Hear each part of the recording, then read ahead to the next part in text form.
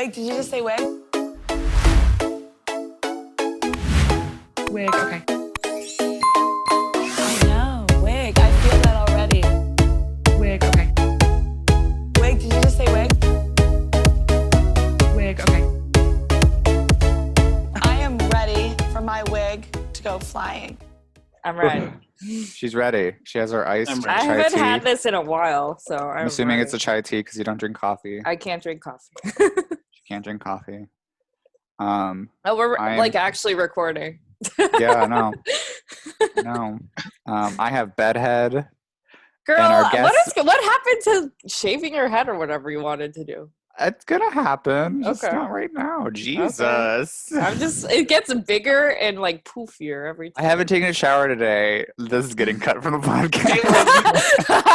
Caitlin, you know what I told? What? You know what I told?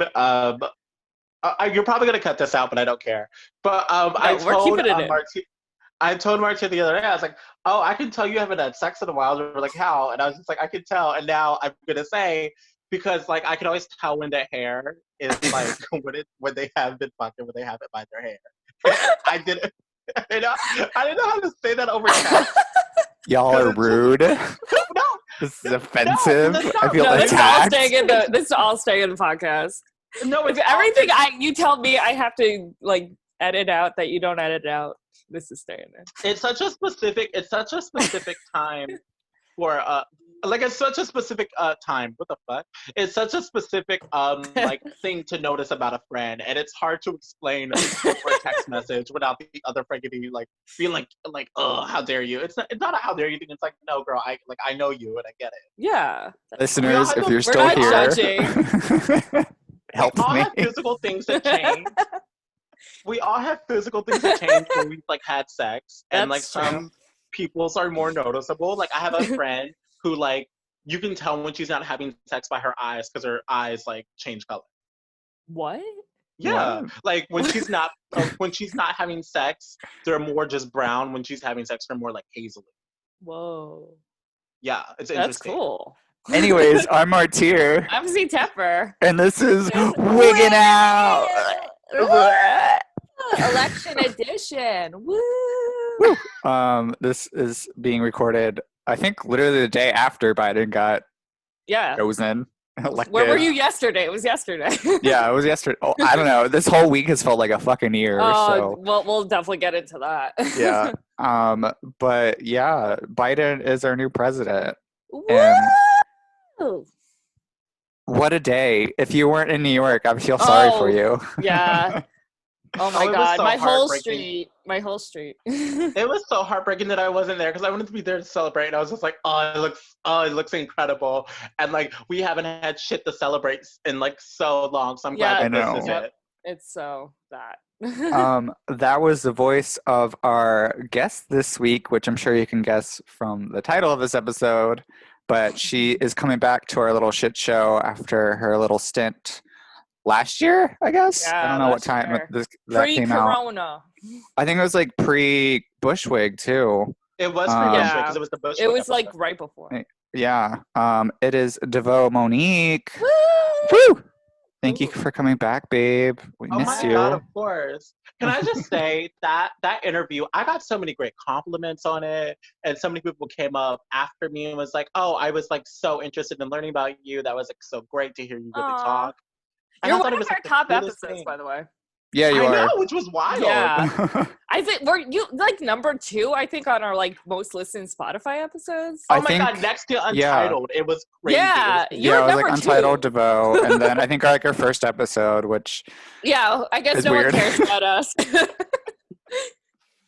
but yeah, we're so excited to have you back. I Yay. mean, I don't know if you've been in contact with Caitlin, but me and Devo literally text every night. So. Aw, that's cute. I missed him a lot. I miss Caitlin. Caitlin's always someone who's like had my back in the industry and kind of like saw me in a way where it always felt like she was like, "You'll be all right. You'll figure this out because like you are better than like whatever like shit's happening right now." You know what I Mhm. mean? And it was always like such a humbling thing because I would always like feel like I was either like not doing enough or doing too much. And Caitlin's like, "You're doing incredible." She's like, "Chill." Yeah, you were like, it was before the pandemic. Like, you were like working more than anyone I know. Mhm. God. You're Yeah, really I like was. You're busting hustling, girl. ass, but in Oh my like the God. best way possible. Oh, oh, thank you. I was telling this story of how I used to like work pieces and I used to bully cab drivers to drive 10 minutes in so I could get to the bar in Brooklyn to do another number. I know, that was your life. I was like, if you don't get me here, I'm not paying you within this time. I was like, so you're gonna have to Oh figure it out, shit, buddy. It was crazy. Oh that's yeah. nice. That's a smart idea. Not Yeah, I that mean you got to, people use 'cause- cab drivers anymore, but well you can't because they can't tell you to get out there. You have to remember they can't tell you to get out their cab legally. Like it's like Mhm. they cannot refuse their service. Mhm. So, Oh, that's good. work That's that a good shit. tip. Yeah, right? Like those that's how drag queens become that's how New York drag queens become number one. Like That's true. we bully cab drivers. You bully cab drivers and We don't have pay a the new fare. section for the Love. advice area. Oh my And threaten gosh. to not Bully pay the cab fare if they don't get us there. Yeah. Amazing. So to get with our outline, how has the pandemic been treating you? I think with everyone, it was really complicated at first because I think Mhm. I relocated back to Virginia, but I will be back in New York. So don't hold on, don't count me out too much. But it was really complicated because it was like readjusting to a new way of life and really navigating and being like I don't have to do it like, and I was like really in this headspace of like oh like fully truly like oh I don't have to work, oh I have worked my ass off, like I have Mhm. money saved, I'm not Mhm. going to do anything for months, Mhm. like I am just going to sit my black ass here and chill. And it was really interesting because like I really got to reintroduce myself to things I loved that was outside of drag and really got to Mm. care about myself outside of drag. I was like telling someone, my really good friend Eric, and I was like, no wonder why I wasn't attractive. I used to run around and like makeup from last night, brown teeth and like unkempt hair, and like That's only me right like now. Yeah. and like literally like survived like on like Red Bull and like bacon, egg, and cheeses, and like worked my ass off to get to the next gig. And I was like, I don't know if I want to do that anymore. you I know? know, it's true. I'm always just like, how did I work my 13-hour shifts with no break? Like, I don't know. Yeah. I don't Did know. I did it. it. I wake up at noon now, like on a good day. That's Yeah, early no, for me. same, same. Right? But it's been so nice. But it's been so nice, like I said, to reintroduce yourself and be like, oh, I worked hard, and but now I can like work hard. I can work smarter because Mhm. I know I have X Y Z to back it up, and I Yeah. know in people's minds they're like, oh, you did the thing, so we don't need to have you do this other thing. Mhm. Yeah. So, what are your New York plans if you come back? I think my plans have definitely changed. I think like the Mhm. things I wanted to do from like I think the things I said last podcast, I was like I really wanted to get into like creating looks and creating ideas, which is Mhm. I mean still the goal, and I think it's something like I've like really kind of checked off a little bit more. But I think now like I don't think I'm like really desiring to like work 20 nights a week and be at every single club anymore. I That's mean, not. there's no clubs to be at currently, so I mean Yeah. truly, there but like is, but eh. oh my god, isn't it so sad how many of them close? Some ain't closed, but like, there's some are open, but I don't know. Some of them close again, so it's just there's a lot going on. Yeah, it's just a vicious cycle. So I think like with like the new reality set in place, and even if like it somehow does magically go back to like what it was, which like I is don't not think it true. will. I don't think so. I I don't think so for a while either. Unless there's a vaccine, that's my only guess. But I think I don't want to have that life anymore because one, Mhm. it's not sustainable, and Yeah. also my art doesn't deserve that, and like my dedication to my art wasn't carved in a way to be in this pace of like like a fucking like hamster on a wheel. Like that's not what I kind of want to do anymore.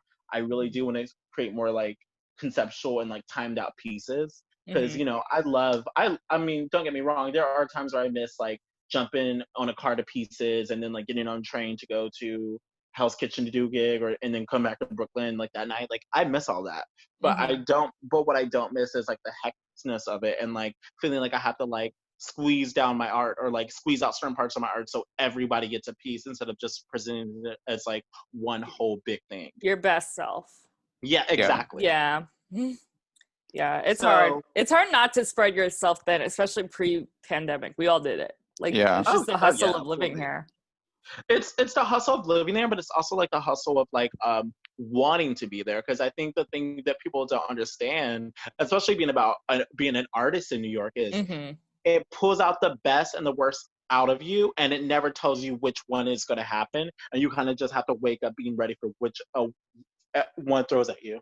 Yeah, but that's where I'm at. So I mean, I think my plans for New York are like to get myself settled in a way where it's like more sustainable, which Hmm. I've like doing a lot of steps to doing, but also with my art, I think my art is going to be a lot more fruitful this time around, and I'm going to be a little bit more practical about like the things I choose to do and the things Yeah. I put my name on. Because I think I had a really kind of like way in my career where like I was never afraid to try anything, and I Hmm. was never afraid to be like, I'll do it, like I'll do Yeah. it in a way of like open, and not just because like for survival or being like I'll do anything, more because like I was never afraid to like put myself out there in a artistic and be like I'll do this kind of show, I'll do a different kind of show because I want to learn, I want to master it all. And now I'm just like, I think I know where I want to be at, and I think I know what image I want to present myself, and like Hmm. in the space of like where I want to work and how I want That's good. Mm. Do you want to do like more photo shoots or just more like digital drag or more regular drag? I mean more photo shoots always, because shoots I have know been you're a really big model. interesting. She's a model. She's Oh, a she's a Taco model Bell now. model. She's a supermodel. It's we okay. Can I just tell you, like after the which we'll get into the Taco Bell thing, but I the don't know Taco what Bell that thing, is. but Oh, I do. after that happened, I got hit up by so many people like, "Would you like to be an influencer?" And I was like, Oh. "Okay." Wait, Like, go off, what's I the guess. Taco Bell? Get that coin, girl. Okay, so Yeah, tell the story, girl. oh my, it's so funny. Okay, so I like emailed because because I have been obsessed with baby fat since I was like Yeah. 7. It's like since I was like 7, I've been obsessed. Oh, So yeah. I went on their website to go like look at something, and then they had a thing like, oh, model for us, and I emailed them and I was like, hey, I noticed you don't have a lot of LGBTQ representation. I'm a Mhm. drag queen. I love your stuff. Could we do a collaboration? And it took them like 2-3 days to respond back, and they were like, hey, we can like give you this to go to our stores and like get one of our get like a piece from ours to model, and like if it does well, like we will have you be an influencer. Oh, nice. So like I started a whole campaign, and then like it was so funny because it was like I was with my boyfriend at the night of the shoot, and we were like so hard trying to get this picture, so hard to like try to make it work, because we were trying to go for like a like nostalgic, like cool, Hmm. like downtown shoot, and it's just like whatever we were doing was like not working. It was not working. So he like got me on this. He was like, get on my car, and then he had the Taco Bell sign behind me, and he was like, and he was like, these are the ones. He was like, these are the best shots. And they were the best shots, and they were so good. Taco Bell DM'd me. It was like, what? hey, can we send? They were like, hey, this is amazing. And then they were like, hey, can we send you food? And I was like, duh. and then they were literally like, hey, do we have permission to use this for an ad? And then can we possibly put you in an ad? And I was like, oh, work, cool. I'm down. And, oh shit! and You're it's doing so like funny. double campaigns at once. And double campaigns, and then I gotta eat. But here's the kicker: I got a thing from Baby Fat, and they were like, "Hey, we can't Because it has Taco Bell. Yeah, they were like, Yeah. we can't. They were like, there's a lot of like laws about that. They were like, Yeah. so you can't like, we can't repost it, but Taco. It was really interesting. I was like, no, I understand. So, yeah. I love it. Yeah, isn't that so cool to have like to be like I'm gonna be like a serious artist, to be like I'm gonna be in a Taco Bell ad. Like I think it's like so funny. Taco Bell is serious art. What are you talking about? Okay. Look, I'm going to campaign to get back the potatoes, the nacho Get back our fries, potato. which is so sad because I think like they really don't understand the market of how strong potatoes were. Like I want to see They how really low don't. the sell in potatoes were, because it can't be that low. People are like freaking out. Well, like, okay, this is a random tangent, but like Oh, Potatoes made their menu more vegetarian friendly. So like they were the only fast Exactly. food that like had a vegetarian option, and the potatoes were like a big part of that. So to get rid Oh, of I it was kind of know. like As a stupid. vegetarian, I know. Mm. Yeah, it was But- like it just like didn't make sense to me. I was like, what are you doing? My I was mom like, was talking to a obsessed woman. with their potatoes. I didn't know they got rid of them. Yeah, Yeah, and then they got I think they're rid like of their slowly Mexican like getting rid of pizza. them. That's fucked up. Yeah, it's dumb. And they're really healthy for you too. Like they're not like that bad for you. Which is wild. You would never think Taco Bell is one that's healthy, especially with their fucking like queso cheese and shit. You Yeah. would never guess. Classic cheese. I feel So, like yeah. that little discussion is a good way to close out this little segment. Yeah. But we can be right back, and we'll be talking about all things election, politics, all that jazz, and how Devo helped change New York by staying in Virginia. Literally. So we'll be right back, kids. True. Bye. Bye. Wig, okay. I know. Wig. I feel that already. Wig, okay. Wig. Did you just say wig? Wig, okay. I am ready for my wig to go flying. And we're back. We're back. Oh my God. We just did a bunch of business, and Devo just We gave us did. a lesson in Brooklyn drag history. It's true. Well, I am someone who doesn't know as much as I would like to know about Brooklyn drag history, but like the times I have like talked to legendary queens like Untitled, Ruby Roo, and like Horchata and Lucy Balls, and like I really took that time and I really like carved out my ear to like make sure I was like hanging on every word. I'm like, what did you say? Like, who fucked you over? Who tried to steal your show pay? Like, I'm that person. Mm-hmm. I mean, that's kind of why we started the podcast in general, just to get sort of a queer history and Yeah. both New York and Brooklyn and all that. That's why I asked the craziest story, because like that's just shit that's not gonna be written about in history books. Ever. And I want to know who got fucked in Pieces Bar on July 31st, 1994. Like, I need to Right? know. And that's how you were born. Okay. Speaking of history making, you actually made a big splash with the Black Lives Matters movement with the Brooklyn drag scene, I guess. That's You how I'll did. break it. You really did. I pissed a lot of people off, and I'm Who'd you so piss happy. off? I'm surprised. Okay. Well, it really started. It really kind of like snowballed. One, I was like starting the I was like starting a group chat because like things were like really getting intense, and I was like, I'm not in like New York right now, and I was like, and it was crazy because I was like trying to get back to New York, and like people like Martyr was like, what are you doing? Like, they're like, why are you trying to come back right now? Especially Yeah. They're like, stop it, you're insane. Yeah. But I was like saw people at a lot of my like sisters and family at the protest and a lot of other things, and I was just and like people getting misinformation, getting things. I was like, this is madness, and I was like, we need a place that's safe and that we all can talk. And I literally just I made a group chat on Instagram, and I had like Chada, and I had Icarus, and I had Wes. I was like, let's start a group chat where everybody is safe. And they were like, oh, absolutely. And I think it got over like 115 members. Oh, wow. And like we kept growing and growing, and then it just became this kind of community of where we could be like, do you need this? Do you need a ride? Do you need this? Oh, this is legitimate. No, this isn't legitimate. Oh, this is how you're gonna be doxxed. Oh, look out for this. And it was just, I think it was all just from the language of safety and like love. Interesting. I didn't even know anything about this. Yeah. Oh, that's what I thought you were talking about. No, I mean, this is fascinating. I'm like, wow, this is going on. I was just stuck in Staten Island. I had no idea what the hell was going on. Yeah, because it was wild. It was wild. People, I saw people getting hurt. I heard people were getting hurt. I was like, I can't. I was like, we have to know where everybody is in some kind of way, because we have to be safe. And then I think after that, I did the WERRRK article. Which, well, so first you did an Instagram post. Yes. You actually did was, like a couple of them.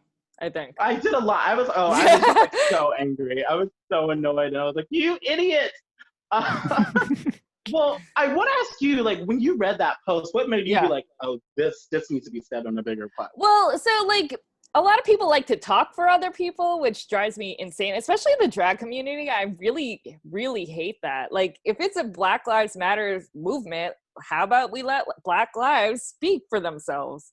And I felt like that like conversation was so missing, especially when it comes to drag, because like there's always been, especially with like Honey Davenport and like all that, like there's always been a lot of issues in New York City when it comes to clubs and like mistreatment of like people of color by management and things like that. So it was nice to hear like in like one place your personal experience and like what's been going on with you when it comes to like how you've been treated as a person of color in New York. And you just said everything that I thought more people need to hear. So we tried to turn it into a work article. And it changed. It literally did change my life. And it changed. I think it changed how people saw me and saw other people of color. I've never gotten reach out that much. And people like, I read this and this was incredible. And I was like, oh my God, this is what I've been waiting for. Because I have like noticed so much of this because I say it like, I call it the big boom. The big boom to me was 3 years ago. There was literally a new queen in Brooklyn every day. And it was like me, Magenta, Bermuda, like it was happening so rapidly. Like and then it was like Minnie Horowitz and this person like was really, and even if they were in Brooklyn already for a while, it was more that they were kind of getting recognition, like kind of like cut and ready to be the person that they are at that time. And I saw a lot of that and I was a part of it, but I was never a part of it in the way of like, you know, girls would get things like deals with like Refinery 29 or they would be featured in this. And I was up for a lot of that stuff. Like I got a lot of those same emails. Yeah. Because I would ask them advice. I was like, you got this email, right? And we're doing this, right? And then I would like never get a response about the shoot. Or I would get told, oh, well, you got cut because of X, Y, and Z. And I just like would never make sense to me. Because I was like, maybe I'm overreacting. Or maybe I'm not. But would they only choose like white queens? Who was getting? Oh, okay. Or it was a very just like they would choose racially ambiguous queens. Or like super like light skinned. Yeah. Like Latinas or something. Yeah, like I said, like I've gotten cut from places like Elle or and things like that, or like or a Vogue shoot where somebody was like, actually we don't need you. And it was just, and I was like, or like when I was like on the way to, I remember one time specifically, I was doing this thing for a magazine. And I was on the way there. They knew I was on the way there. Because I was like, I'm in the car, I'm on the way. Literally like 10 minutes before I'm there, they were like, we don't need you. And I was like, what do you mean? I'm in full drag, I'm on the way. And they're like, no, we don't need you. And then I got out, and then I like remember seeing it, seeing like that same thing we were gonna do with all girls who were just like lighter than me. Ooh. And I think that was like, and I couldn't talk about it because I felt so like kind of mistreated. And I was just like in this space of where I was just like, oh, I'm not gonna get anything like this, or like, oh, I'm not gonna be able to see myself on that platform because like people don't want to see me on that platform, which sucks because it's like when you go, like I'm someone who went to Parsons and I'm someone who's like studies fashion and like who like loves it and like understands it. When you're that specific kind of queer kid, it really cuts deep. Because it's like these are the reasons why you started drag. These are the reasons why you kind of commend your art and your fashion with drag. Like you do all that, and like to be told you're not allowed there was like incredibly just disheartening. So and I was like always would think, oh, I'm not working hard enough. And then I thought about it, and I was like, I was working 20 nights a week, like we said earlier. You were working harder than anybody. Yeah. I don't know anybody that hustled that hard. Like, isn't that crazy? The anxiety that it brought into my head of I'm not working hard enough, and that's why I'm not getting these things. When I was working so hard. Yeah. And I would be up for these things, and they would decide last minute they didn't need me. And I was like, oh, this is a colorist thing. Yeah. Oh, this is a racist thing. Oh, we're just not being honest about it. Oh, we think if we have a person of color, then that fixes everything. And like, I think like, and I know like no one knows how to kind of, people don't have the language to have that conversation because they haven't experienced that. or like but what was I gonna do? Like call West Dakota and be like, hey girl, like they cut me, so I don't know what to do. Or like you know, you don't have the language, especially when you're in that space of just trying to work and make it work and you're sad, you don't know what to do. Yeah. And even like speaking out sometimes can alienate you from getting those opportunities again in the future. That's correct. Oh, They 100%. just see you. Especially Yeah. if you're like someone like me who's always been so outspoken, like they want to create you to be a problem. Like they want a reason to not like you. Yeah. Yeah. Yeah. But So I'm glad. But hopefully you got control of the conversation and like yeah, it looks like things are going more your way. Things around. I think what changed my life was like why it changed my artistry, because in that work article, that's when work was like, oh, we can make this a regular thing. They were like, if you want to write for us more. And I was like, the fact that like I'm in charge of like my own view, my own article, because like the fact that like my mind is being respected in this way and that I'm just bigger than this than just like, you know, being the face of something, which is important too, which is cool, it's amazing, but it's also to be like the captain of your own ship at a queer brand that is like so widely known.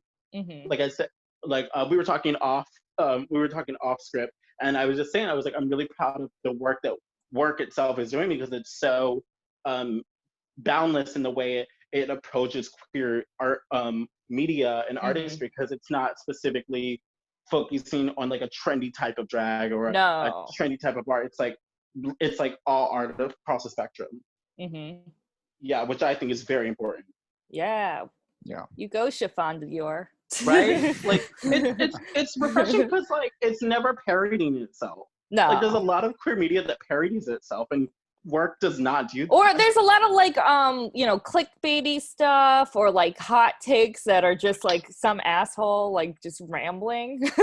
I find that a lot in queer media. I'm like, who is this person? Why do they get a platform? Like I still think about the Michael Musto, is that how you say his name? Article. I always think I say it wrong. On I think it was on Logo or like New Noun X, and he's just like he like wrote an article about having a fake conversation with a millennial, and it was my favorite thing in the world. Well, he's a legend, so he can do whatever. Oh my god, but everyone else. That article was so good. I highly suggest looking it up if you want some bad queer media.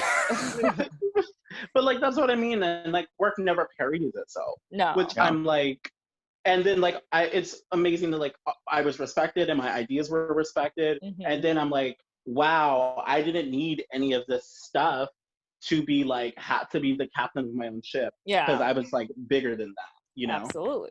And you can do it from anywhere. You don't have to be doing 20 shows a week. Exactly. You could just be at home doing a Zoom call like we are right now. Right. God, love technology, love digital drag. Oh yeah. Yeah. Have you done any digital drag shows? I didn't ask that. I've done quite a few. I liked it. I don't like doing live too much because like just like twerking in front of my laundry basket in my dining room is just like Queen. That's how Jaden Essence Hall won Drag Race. Yeah, so let's not forget. That's a good point. Right. Good point. You're right. I think she's the only one who could get away with that, though. Well, I am someone who really loves production and like loves, and which is something that like I was like not really kind of delving into the way I wanted to when I was like working a lot in New York. But in quarantine, like I bought a whole green screen. I was like in it. I was like, oh, I'm doing this, and the fact that like I couldn't do it on a live, like kind of just like I don't want to do it. Like I don't care, you know, because like it spoiled me immediately. So that's good. A lot of queens like don't like it, but I'm glad you're liking it. Well, I think now what drag has become more than ever, we are like we've always like we do everything, but now it's like we do everything. Yeah, we became like the lighting assistant. We became the key holder. We did it all. Like the Emmys ain't got nothing on us. Like, oh my god, the incredible drag that has like come out of quarantine blows my mind. Like some of these girls are doing incredible things. Like I saw this video of Miss Toto. And she's doing Miss Toto's like the queen of all digital drag, I feel like. Oh my god. She's doing things that are like no one else is doing right now. oh my God, I was like, what is his budget? I was like, I know. I was like, I'm like, where? did you just call up Beyonce? I was like, can I use your set real quick? Yeah, I'm always just like amazed. I'm like, how? It's so good. It's so good. Yeah. So yeah, or like Binks. Binks just did a runway fashion show for like Halloween of like all looks they created. And it was so spectacular. I was like, wow, drag is like drag like, because I wrote an article, did the coronavirus save drag? And if you ask me, I think it did, because drag was not, it wasn't getting stale. It was just in a place of where it was just like, you do this, you do, like, it was kind of looking like the iTunes. Yeah, it was like looking like the iTunes charts. Like, it was kind of like all one direction of just going up. And now I think it's like multiple directions of like, this is success, this isn't success. Like, you know, or like, this is what I want to do. Yeah. Because people are like doing their own things, and that's what's beautiful. I'm here for and I'm loving to see it. We love to see it. Yeah. Gosh. All right. So, should we take a break? I don't know. I know it's a little early. Let's take a break then. Yeah. We'll be right back, kids. Yeah. Bye. Bye. Wig, okay. I know. Wig. I feel that already. Wig, okay. Wig. Did you just say wig? Wig, okay. I am ready for my wig to go. And we're back. It's not several days later. The gag. It's not. I promise you guys. It's not. It's not. What are you talking about? What are you talking about? But we just had a lovely break. A lovely couple day break. It's fine. The magic happen. of podcasting. The magic of podcasting. But now we're back. We're still with Devo Monique. Hi, Devo. Hello, hi, what's up? And where we are coming back from, we were going to talk about some political action, including Devo's involvement with the Black Lives Matter movement in New York, and I believe in her hometown in Virginia. Yeah, hometown in Virginia, yeah, and then like, you know, trying to like change nightlife a little bit. Yeah. Which was a whole thing. I think what I feel about it the most is like, I think, and I've said this before, I'm Black every single day of my life. I'm Black every single second of my life. And I think that like somehow people get tricked with like the art of it and get tricked with like the artistry, and like they kind of dismiss my Blackness because I'm a successful drag queen, or because like I'm a queer person living in New York. And I think a lot of people like kind of like try to take it away or try to smudge it out. And I think it was a thing that I was like definitely witnessing over the course of like this time, because I saw a lot of people like speaking for people of color, speaking for kind of like doing the whole shout out thing of like, oh, follow this Black drag artist. I was like, no, leave my Black ass alone. I've been here. Like, I've been lit. Like, why are you on my dick now? You know what I mean? It's because it's popular. Because it's popular, but like Blackness is not a trend. Like, Black people's lives are not novelties.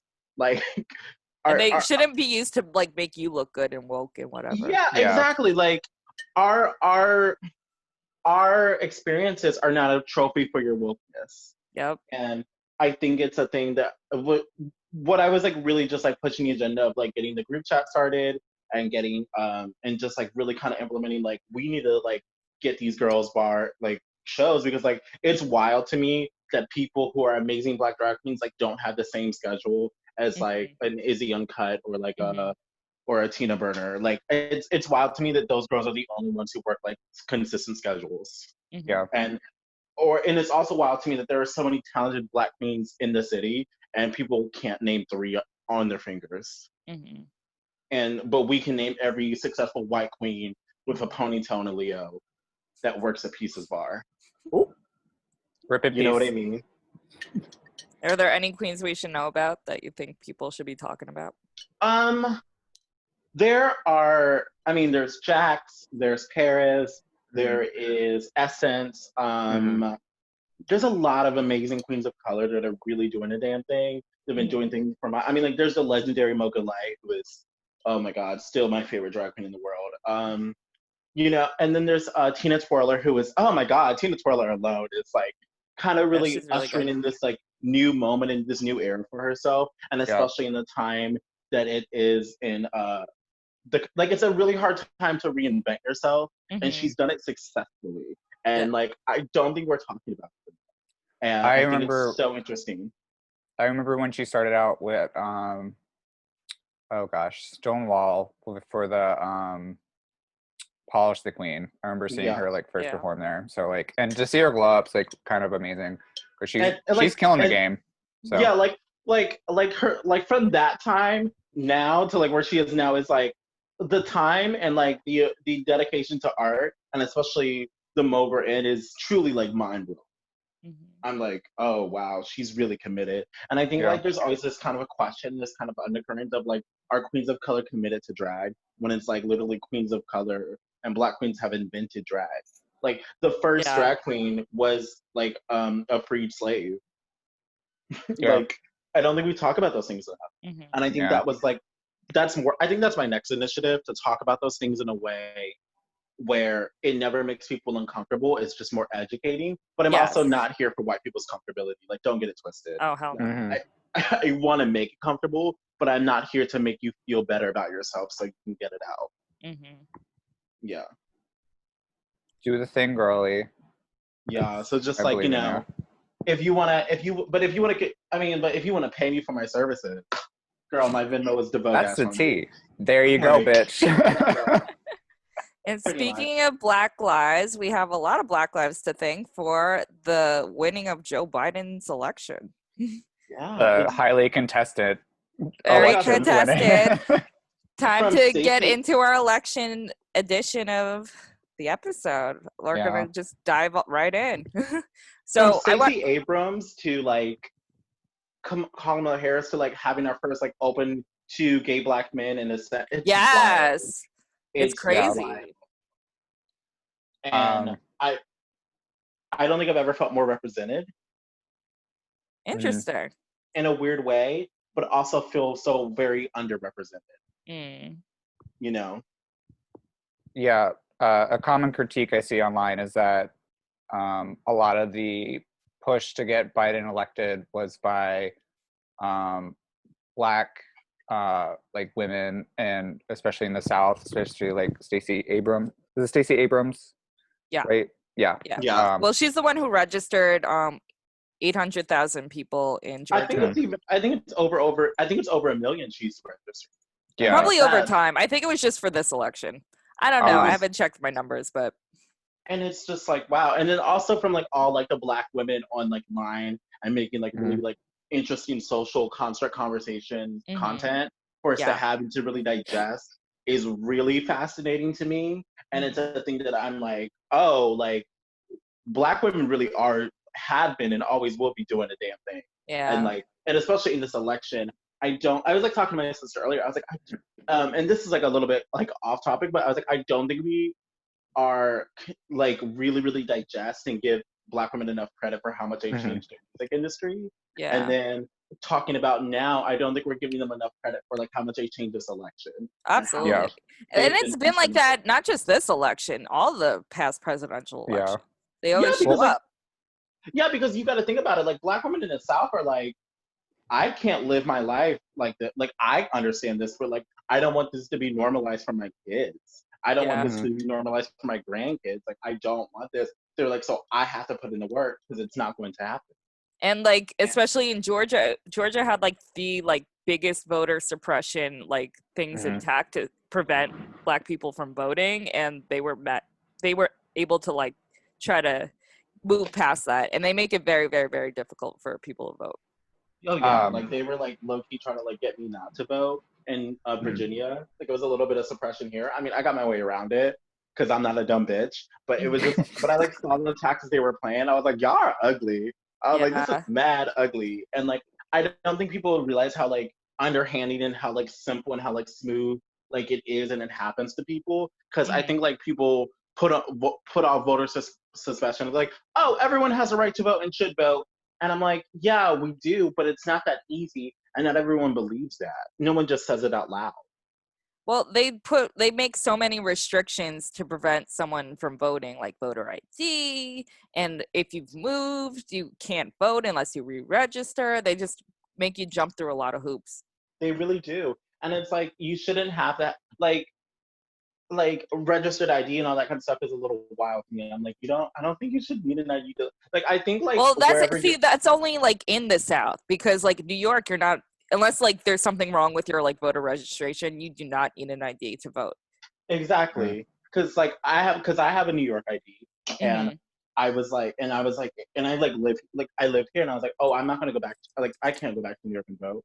And they were like, well, you can't vote because you have a new. I was like, that's not true, because I knew it wasn't true. And I was like, and I figured it out, and like I obviously voted, but it was just like a thing where it was like I saw what they were doing, and I saw how like instrumental it was into the culture of like voter suppression, and how much like white people have like greatly impacted that culture for their favor. And it was like, I think it was like one of the grossest things to witness in my life. It's been like this for years. That's why gerrymandering exists, so it could just suppress as much as possible. I watched a bunch of political videos last night because I was crazy. And basically, I don't want to shit on the Republicans, but I'm going to shit on the Republicans. It's basically all their fault. But oh yeah, it's been their fault. Yeah, and it's getting more and more a divide, especially what we're seeing right now with how contested the election results are being. Yeah. The amount of people I see that are saying like the media doesn't determine the election is insane, because it's not even like they decided the election. It's projections, sure, but like they're counting votes. Like they show like what the national average is going to be. Biden is still leading by 5 million votes. So, you're talking about right now. Yeah. Yeah. But what I was going to say earlier was that like we see a lot of people online like congratulate or thanking Black women for helping push the vote, but like Black women, they're probably not going to see a lot of like the change they want to see because of like how this system is set up. Oh yeah. And I think the worst part about that part is like they know that. Yeah. And like they're aware of that. But we know what the alternative is. Yeah, exactly. Who just got elected out of office. I mean, I was like watching a thing. I was like watching the news earlier before this call happened, and they were talking about like they're reportedly like starting to fire White House staffers now, and I didn't think we were gonna get into that place until like in the beginning of December. But I was like, oh, it's been like 2-3 days. Oh, they've been ready. They've been ready. Yeah. And I think it's a thing where it's like we fully have not seen the end of this, like by any means. And we barely have scratched the surface, but it has to get to a point of where it's like, we realistically I was like telling my sister this year, I was like, I don't think we are going to elect another white man after Biden's term. I think we are. You don't think so? I think the Democrats are scared. They don't want another Hillary Clinton situation. They don't necessarily want another Hillary Clinton situation, but they also, I think people in America are fed up. Like, I think for everyone, it was the first debate. And I remember sitting there and like looking up from my phone for a second and like hearing them scream back and forth. Like they were like they just like lost the biggest tennis match in the world. And I was like, what is happening? I was like, this is our country. Like, I literally saw like 2 old white men debate if I should live or not. And I was like, and I think America saw that fight too. And I think America was like, I don't want this again. I don't want this ever again. Like my family, my sisters were just like, girl, we gotta get these people out of office. We gotta get these people out of this. Like, we have to do it, because I don't want to go through that. I don't want to personally feel like that again and feel like that drained. Because I think the thing about the debate, like, it felt like it took forever, but it also felt like you watched it for 10 minutes. I don't know if that makes sense. But I felt like I feel like they were having the same 10-minute conversation over and over again. I just couldn't watch the debate because ever since Trump was even in the narrative, it's just, I can't get involved. Like, and I'm very politically active, but anything with Trump involved, I'm just like, I can't deal with this. It's the same thing over and over. To go back to Devo's point of not electing another white man, I kind of agree, because I have an inkling that Joe is not going to live his full term. You'd be surprised. These old politicians, they do not die. I think Mitch McConnell's still going. I don't Dick know Cheney why. is still alive, and he Like, had I'm 8 heart attacks. Like, these old politicians, they don't die. I'm just saying, I Exactly, think like, Kamala I think- is ready to take Oh, over she's ready. when Well, she's I ready. see. I can see her in 8 years. I could totally see that. Okay, well, the thing about like politicians not dying, you have to remember politicians and like the people in that White House, they have access to the best medicine yeah. in the world. I mean, So look at Trump with Corona. Corona. Like they are not going to die, and like scientists and all those people are doing everything in their power to not have them die. Yeah, exactly. So I believe Biden probably will have a full term. I think he will as well.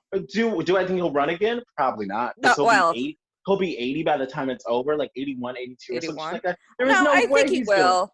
Because it's very, very hard to get rid of the incumbent. So as long as he reruns, he should have a very smooth chance of getting reelected. And that's real, but it's also a thing where it's like, I think that like we will see like a overturn of people of color running for president in the next and after the 4 years are up. I don't know about president, but definitely other positions of power. Oh, definitely president, because there are a lot of people who saw that debate and was like, I cannot let this country do this. I can't do this. You know what I mean? The thing is, America is still like 70% white, so America just has a hard time with change. And as we saw with the 71 million people who voted for Trump, which is insane. It's insane, but it's like, it doesn't surprise me. Like, white people with money are still white people with money. You know what I mean? The thing is, a lot of his supporters don't have money. They're, but like, like you can't live a blue collar, like you can't have a blue collar job and like try to like live this like rich life. And like for some reason, Trump supporters can't get that through their head. Oh no, yeah, absolutely not. Like it's not like you start working at McDonald's and go, oh, I should start looking for a place to live. Like it's not. I'm just like, there's so many people because like everyone's freaking out about Biden taxing people who make over $400,000 a year, and like all the people freaking out do not make over $400,000 a year. Yeah. And I was like talking to my sister about that too, and she said, she goes, "Are you surprised that like Lil Wayne and 50 Cent like endorsed?" That was like, weird. And I was like, not at all. I was like, when you're a black man who's a colorist and has like a multi-million-dollar empire, you only are worried about staying rich. Like, yeah, that made complete sense to me because they. Well, I felt more just because Trump was always a celebrity and like they're celebrities, so they might have some sort of weird connection there.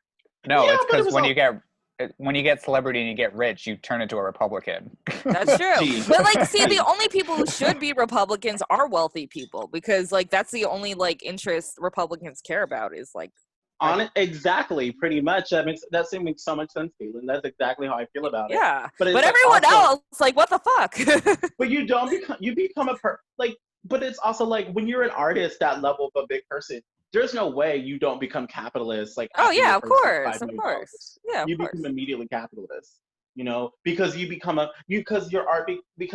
monopoly. You know, but that's only certain people because most of Hollywood is very liberal. Yeah, true. No. It's very only certain people. Yeah, it's very specific. It's very specific. But like that stuff like didn't surprise me. Like I said, like you you can pay people to be nice for you. Like I don't think people realize like once you're in that life, how much money you have, you don't know what to do with it. Mm-hmm. Like yeah, I couldn't like I was like talking. I'm always talking, obviously. That's why you're here. Okay. I was like talking to my boyfriend about Beyonce, and he was like, "There's no way Beyonce is the same person she was when she was 15." She's like, "There's no way." She's like, "You can't tell me this industry expert hasn't like picked up tips, tricks from everybody, and then became a billionaire, and is still like the same girl from Houston." It was like, "That's not how it works." And it was like, "It's okay, but like it just doesn't work like that." And I think we need to lift the veil from the myth that you can still be the same person that you were once you like lived a different life, because that's just not true. Especially when it comes to money and politics and power that get involved. Like it's just like I completely changed from like the queen I was in Virginia when I moved to New York. Yeah, of course. Yeah. Because success, and you realize, oh, I'm worth more than this, and then your worth increases.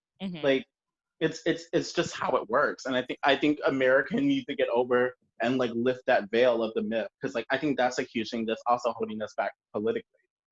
I agree. If that makes sense. Like I said, like people live a blue collar lifestyle, but pretend they're rich as Trump. And I'm like, that's not how that works. Well, people like the idea that they could one day be wealthy. And that's what the Exactly. Republicans cater to. Yeah. But it's just not the reality. It's not the reality, and it's also like it's not set like the system is not set up for that reality Hell to no. exist either. Hell no. And like they're working in a system that does not. They're working as if the system is working with them when it's actually working against them, or the system is like, "Hey, this isn't going to work," and you're like, "I know, but it's going to work." And I'm just like, I guess. But I am happy that like a Black woman now is the most powerful woman in America. Yeah, I definitely wanted to talk about that. She is our first. She's the highest power woman, African American woman, and Indian American woman. Like in history. She just like did like all three at once. She's like, get it done. Well, I really like Kamala's approach because like she knows that conservatives like don't like that she was a cop. I mean, she knows that she doesn't. You mean liberals? Liberals They don't like liberals, she's a cop conservatives either. love that. Yeah, conservatives are okay with that. No, they love a cop. No, because she knows that liberals like don't fuck with she's a cop, but she also knows that Republicans like hate that she's a woman and that she's a woman of color. Oh, absolutely. And the way she approaches things, she's like, look, I know you don't like me, and I probably don't like a lot of you, but like honestly, and she's like, this is where we're at in the country, and we have to make the change. And from everything she's saying, like it's very smart and it's very like I really like her approach. She was obviously not my first choice. I don't think she was anybody's first choice. I actually really liked her as a prospect for president. I didn't really have a problem with that. I felt like she's well spoken. She stands up for herself. Like she was definitely like I knew she wouldn't like get the nomination, but I wasn't upset with the idea of her getting the nomination. She's better than the other one. Who was the other crazy Ew. lady? Elizabeth Warren. No. No. I know who you're talking about. God, I don't remember. Marianne something. The one. Marianne? I know who you're talking about. She was like crazy AIDS lady back in the 80s. So yeah, I don't like her. Oh yeah. Well, I mean, I was a fan of Warren, but but the DNC was never going to let Warren get They the just don't nomination. want progressivism, which is upsetting. But luckily, the progressive, all the people running for progressive House of Rep got reelected. So AOC, oh my God, have you guys like seen the thing where AOC three. is like, I'm going to quit politics? And I'm just like, what? Well, I read her Vanity Fair piece because like it was really interesting and just like all the horrible things she has to deal with because she's like The woman. not even the woman, she's just like the Republican bullseye. They blame everything on her.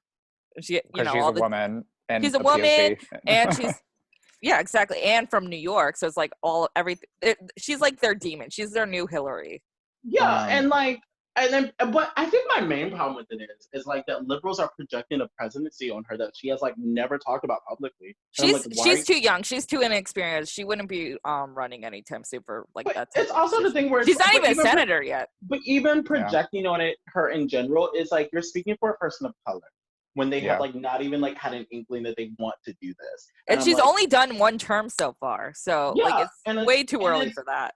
And it's weird that she's like getting all this press, but it's like this is what progressive looks like, and this is what progressive looks like. And people are so upset because like people want to like have this radical idea that progressiveness like it doesn't have any merit, or it's like based in like craziness, and she's proven that it's not. She's like, no, these are the actual facts of it. And like this is like how it actually works, and people are really upset about it because like she's making sense of progressiveness and she's making sense of to conservatives of how it works, and that's what. And even the other Democrats, because exactly. a lot of the Democrats elected are pretty moderate, I would say, and are like, pissing people off. So it's like, that's why people are upset about her, and. But like I said, like people just need to stop projecting on her because like she didn't talk about she wants to be a president. She didn't talk about like she's only a House of Rep, which is like not a very powerful position in politics. Yeah, it's not even close. It's not but even like close. she has a big like presence online, and like she's basically kind of representing New York. She has a big following. She has a big like. She has a big platform. And a big platform. And like I'm not alone in the room when I say this. Like I if she did end up running for president, if she felt comfortable doing that, I would support her like 100%. Oh, yeah, of Like, course. Oh, yeah, She's just totally. too. My only issue, Yeah. she's too inexperienced right now. My I only agree. issue is I want people to stop. I want white people to stop speaking for people of color. Like that's my main issue. Mhm. Like, Oh yeah, of course. just like stop it. Like we don't know what she wants. She's Yeah. literally like she wants to have a better country and she's fighting for it, but like we don't know what like she wants and like it may not be best for her. And like I think like that's my main thing politically. That's like this political year has been wild. Like Mhm. I mean RBG dying was like a huge Rest thing for in me. peace. Because she was such an instrumental part of my life. And like I just like remember like listening to her and the way she speaks and I'm just like, oh my God. Like And now look at what's going on with the Supreme Court. It's just upsetting. I like have a feeling, I don't know why, I don't know what it is, but I have a feeling she is like not gonna like she's not gonna be she's not gonna run her full like she's gonna step down. Who? I think like something's gonna come out about this woman where where they didn't think who she was. Not necessarily something like But it's like a that she's lifetime more- appointment. Even if she was like, horrible, like there's nothing they can do. She's there forever. yeah, she's there forever, but I They think just that's have gonna to be something- expand the court to make it just have more justices on it. But Yeah, that's not exactly. going to happen unless we get the Senate back. So Georgia is number one right now for everyone. Yeah. I mean, Georgia really was anybody gagged? Were you guys gagged at how big like Georgia turned blue? Oh yeah, absolutely. Just because it's such a southern state. I stayed up to watch that happen. It was Did you really? magical. Yeah. It was magical. Yeah, because they haven't voted Democrat since 1992. Yeah. They haven't been Well, the voted thing since is, the 1992. constituent base is there, but Republicans just suppress it so much that it was just never going to happen unless there was a Stacey Abrams in power making it happen. I don't know. If you're listening to this and you live in Georgia, please vote in the runoff so we can We get need this. you. We can get this Please, in it. you're still able to register until like the first week of December if you are Yeah. not registered in Georgia. Yeah. 23,000 young people can Can register. vote. Yeah, Yeah. register and vote. register. We need the Senate back. This Georgia is like our only hope. I don't think they still announced the other senators if they went Republican, but it's pretty much assumed in Alaska and in North Carolina. Yeah, so we need it back. Like we need it back so bad. And we need Georgia it- is our only hope because otherwise it's going to be like the Obama administration all over again, where like there's a lot of proposals, but the Senate just blocks everything and nothing gets done. and nothing gets done. Yeah, Yeah. They want. I and it also sucks watched the because video. it sucks that nothing got done in Obama's administration because he hired A lot so did many. get done, but more could have gotten done. Well, no, it sucks because it's like he hired so many constituents, and like it sucks because the amount of I think you have to hire. I don't know what the number is, but I know it's like in the 200s, and I know he hired something like 89, like 98 constituents. Do you know how hard that is? Do you know how hard that is to hire that many people when you have a number you need to meet? Because you obviously know you're not. You obviously know every president is not going to fully fill like all like go up to that number. But how like he got so high in it, but like nothing got done, and it sucked because it was like he worked so hard on it. It's just because we just need the Senate back.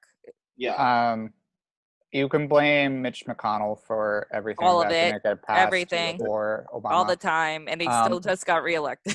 Fuck that zombie. I don't know. See, he's another one who I'm like, how is he still alive? Did you see that story about his hand turning all black? Yes. I saw Like, the what the fuck pictures. is going on? I saw the pictures. How is he alive? I'm telling you, you cannot kill them.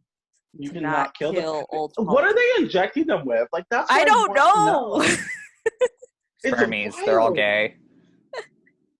In other good news, New Jersey legalized marijuana. I mean, go off. I mean, So I guess we're all going to New Jersey now. Honestly, I guess that doesn't surprise me because I already thought it was legal in Jersey. Jersey's like a lawless land, so It kind it of really is.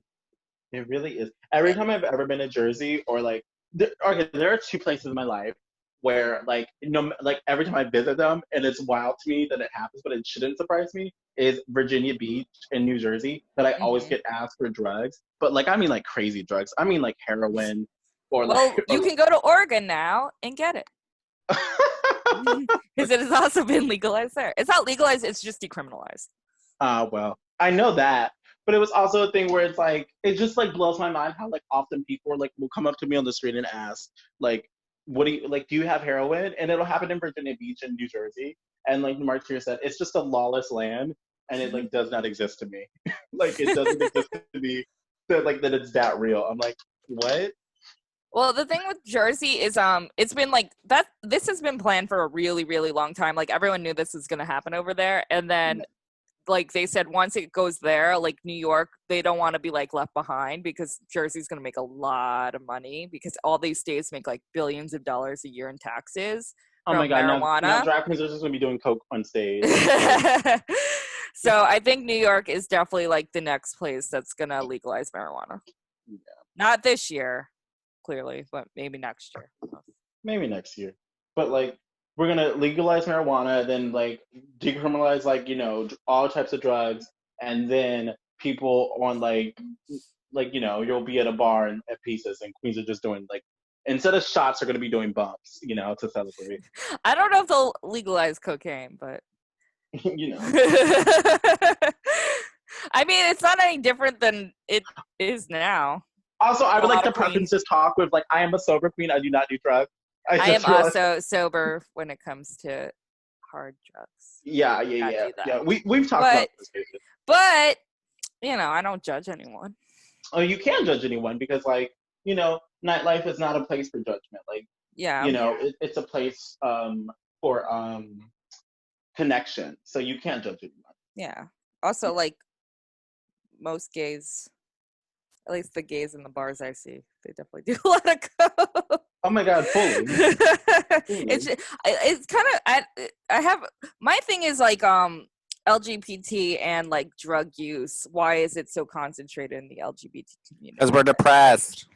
Yeah. I think that's like a separate issue. Just like why is it like so prevalent? No, I agree. It's definitely a lot of mental health, maybe lack of assistance. I mean, I can go on a It's whole hard to topic be LGBT. I can go into a whole like rant about that because I did research about that in my undergrad. But basically, it comes kind of down to both depression and also a false equivalency of luxury. Queer people often think they have to appear richer than they are to fit into society.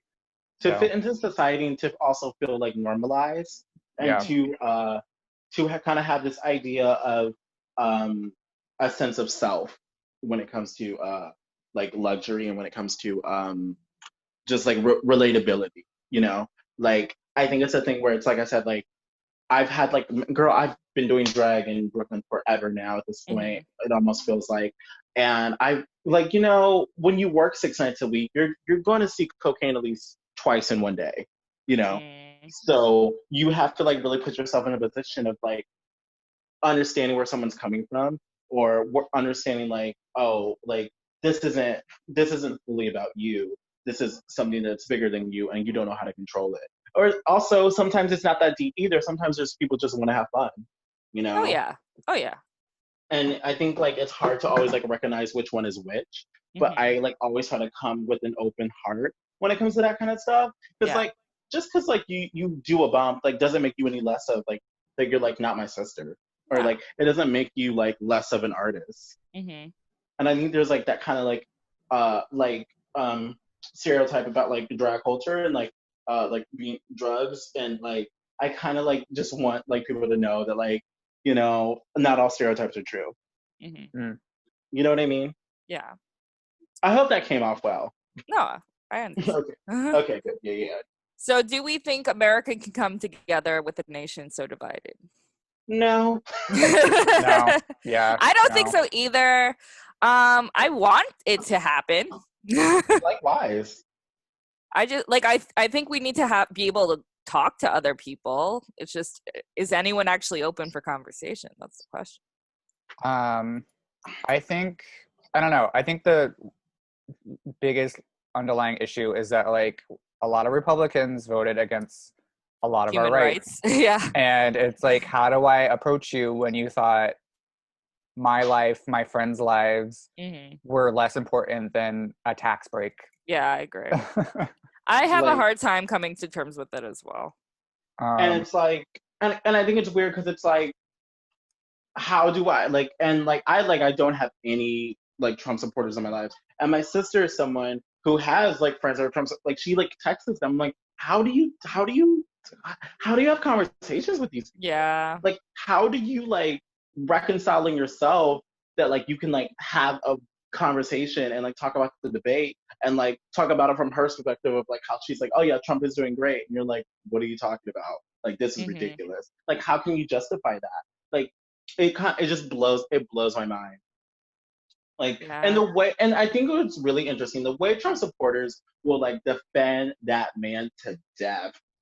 And Well, it's Yeah. it's a cult of personality, as they say. I'm like, that's Yeah. exactly what it is. It's just like people fell in love with him with The Apprentice, and they think he's this person, and he's definitely like tried to be that person, and that's what they look up to, I guess. yeah, and it was just like I can't. I can't. I think we kind of have like idolized this, like you said, like this falsehood of like luxury and like Mhm. finance and money. And like I said though, like you become a different person. You become Yeah, you somebody, really do. like you're not the same person. And once you like put those identities and those ideas into like running the fucking country, Yeah. of course the country's gonna suffer because you're gonna put yourself first. Yeah. It's definitely an empathy problem. Yeah, It's like seeing from someone else's point of view. yeah. So no, I don't think the country can come together. I just don't think so. I hope think it like, can over time. I hope I like want to. I think over time with Trump like not being in power anymore, maybe things could. I mean, the biggest thing for me is that Fox News is like starting to like push back against Trump, and I think It's because they he want lost. no. It's because they want a good rapport with the Biden administration to get Is that what you think? Oh, press. Is that that's- true? Oh no, that's true. They want press access basically. Oh, I Yeah, see. because like that's the thing about like Republicans, like you said, they can literally like dismantle their entire rights and like everything they believe in for a check. And Oh like yeah, of course. and that's exactly what's happening like with Fox News right now. Like like I said, like these things don't surprise me because like white people with money are still white people with money. Like Of course.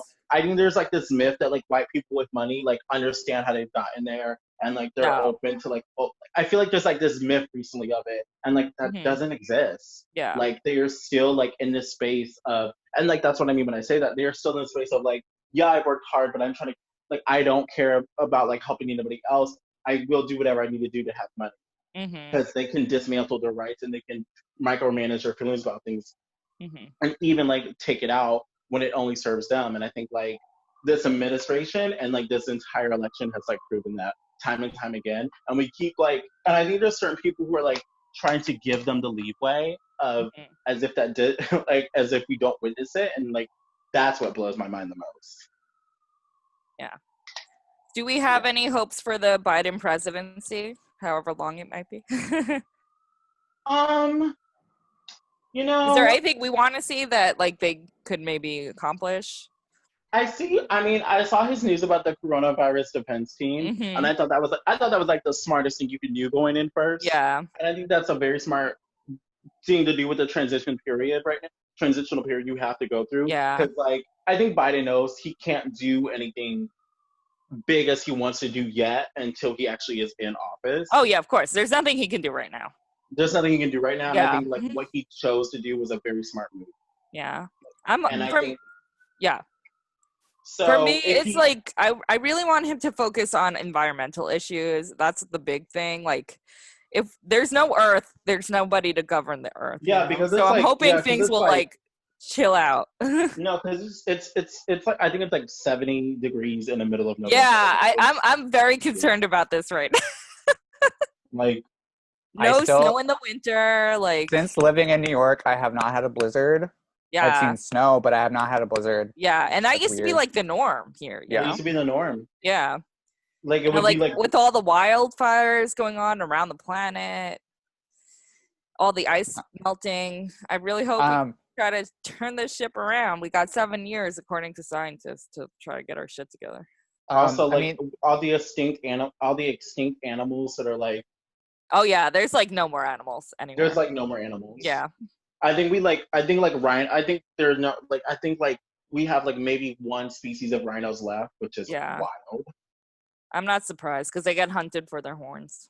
And same thing with like tigers. Like we gotta figure some shit out. I know. I hope so. I don't know. I don't really have a lot of faith in the planet,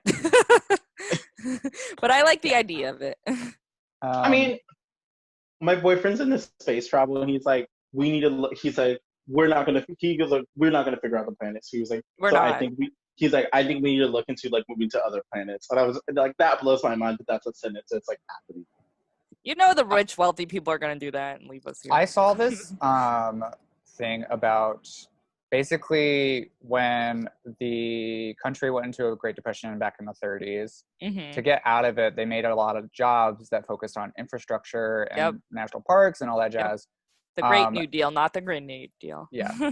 And I think to subjugate that, but also help with the environmental issues that basically I watched a video and it's like, if we start working on that now and start getting things more automated and all that jazz, that we can get a semblance of cleaner energy.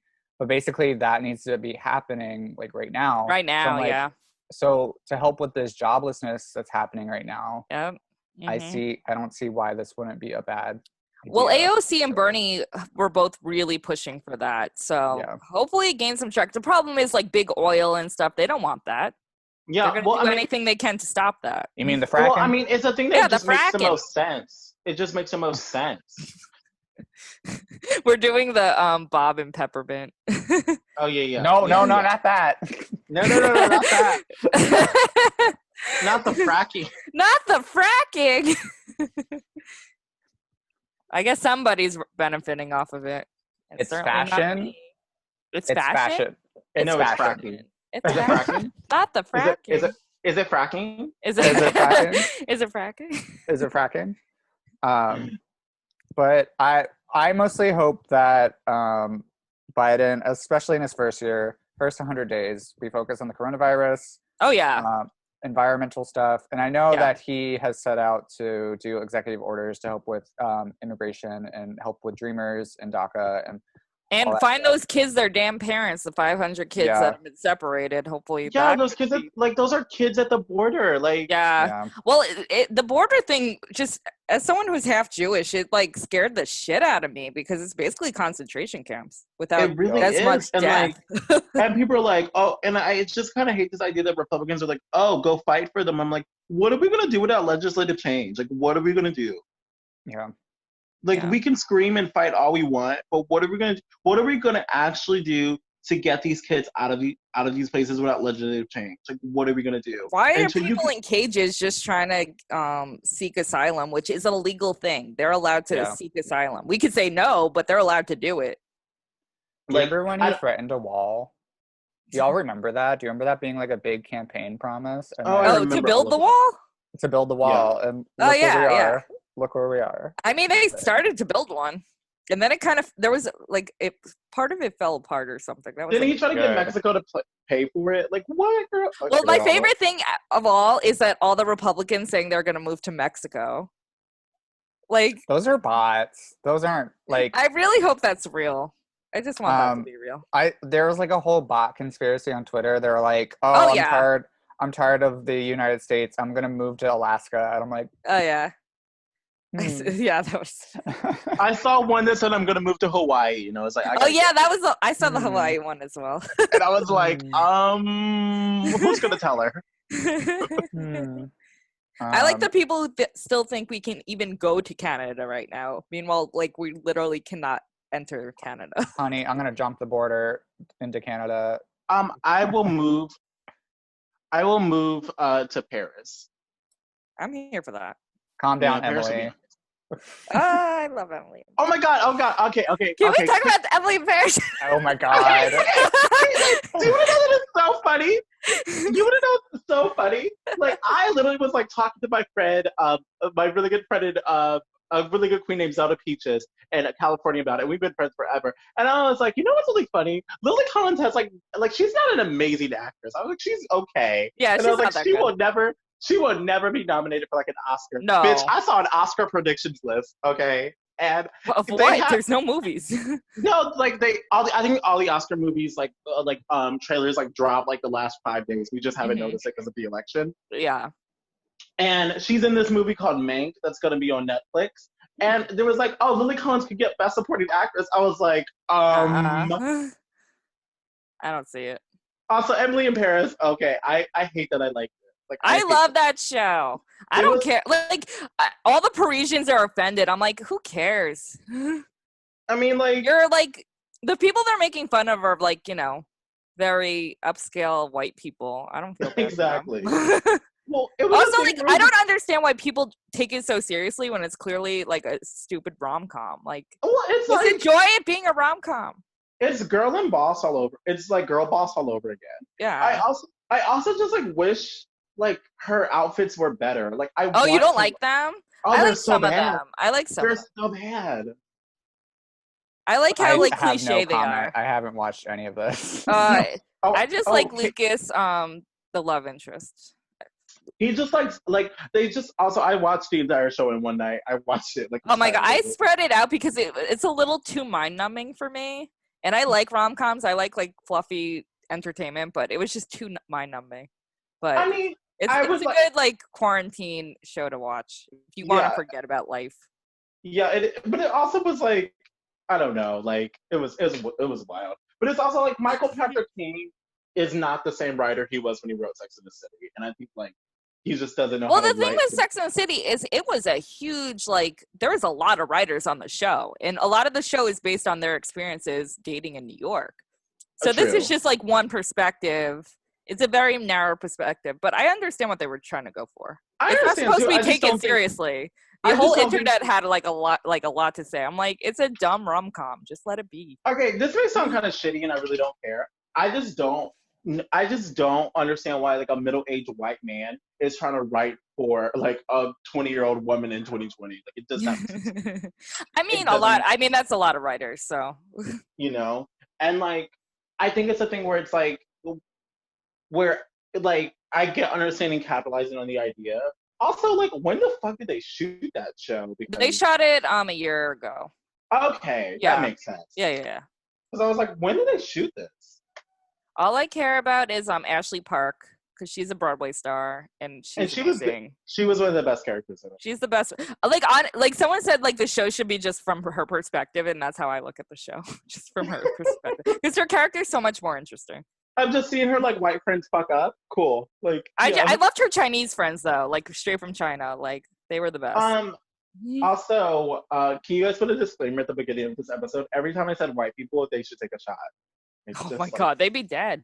And I think the plan should be will dead. have been They should be dead. complete. They should. On that note, do you have anything you want to plug? Okay. So I mean, I just became a new brand ambassador and a Kitsch partner for the brand Kitsch. So what is that's- Kitsch exactly? Kitsch is like a it's an amazing. This is my Instagram influencer voice, if you guys can tell. She's an influencer. It's this brand that is like dedicated to it's a beauty and health brand that's Mhm. dedicated to making beauty and like health needs accessible to everyday women at like a fraction of like the time it takes like you to What type of products do they have? well, they have like hair wraps and they have like rock rollers and things like that. They Mm. also have like face masks. Like it's a really good company. And it was really interesting because it was like they reached out to me obviously, and then they were like, oh, we want you to work with us. And I'm like, oh, you want a drag queen to work with you. So for them to like normalize like, oh, drag queens also like need health things as well. Oh and yeah. like kind of being inclusive on like products that are like universal. Because I feel like the thing about like beauty brands is like they always just like use like women, and like I don't think they realize like how much like drag queens or like people of like queer people actually buy those products as well. Oh, of Like, course. I mean, we are- end of the day, we're all human, and like everyone We're can human? use like beauty products. You know what I mean? Like, exactly, and like I think that's my favorite thing about working with the brand, that they reach out to me and be like, we want you to use these products, and like this is what we want to send you. So that was great. Ooh. Anything Yeah. else you need to talk about?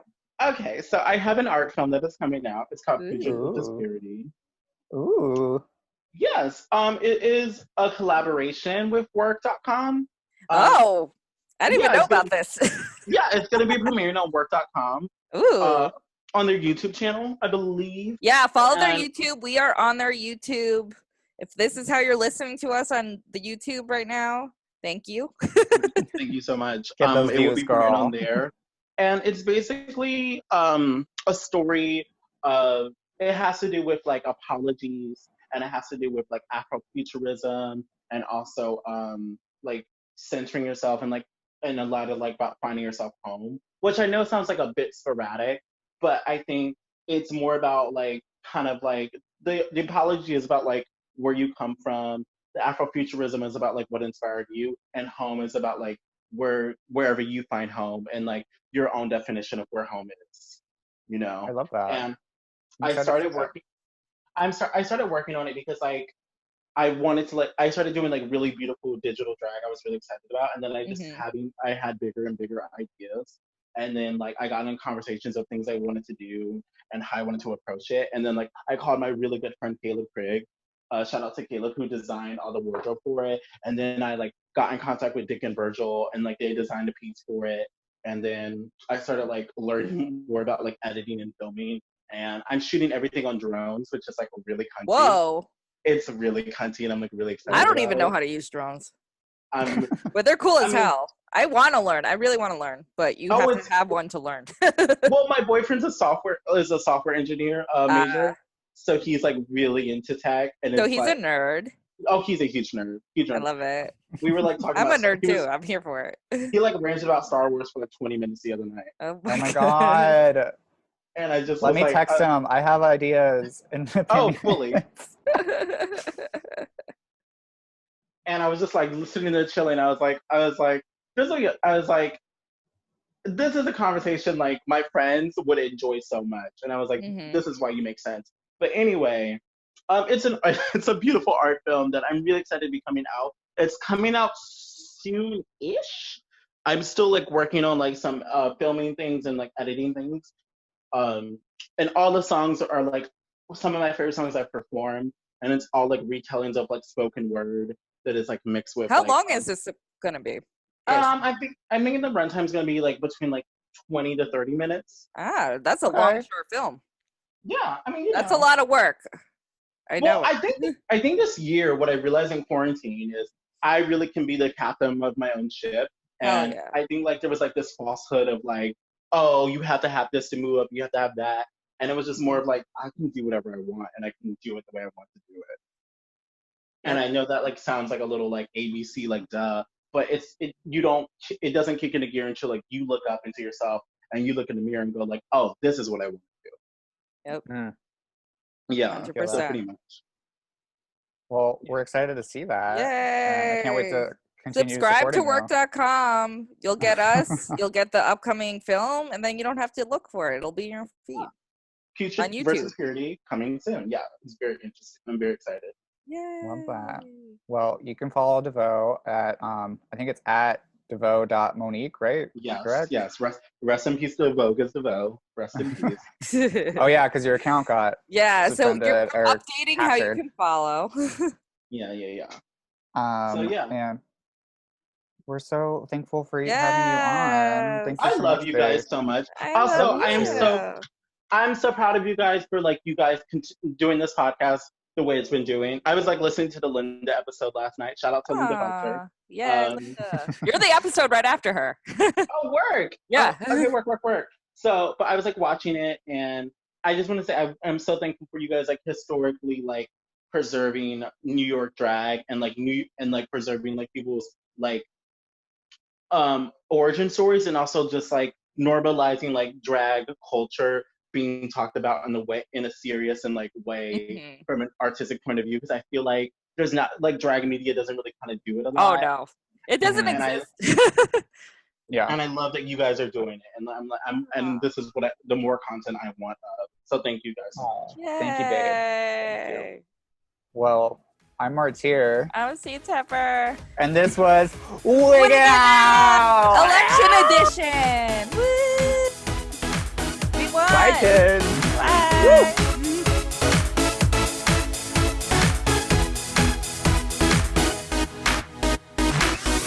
I'm C Tepper. You can follow me on Instagram at CTEPPER and read my book, The State of Drag, where I interviewed 175 drag queens from around the world. All proceeds go to charity on Amazon.com.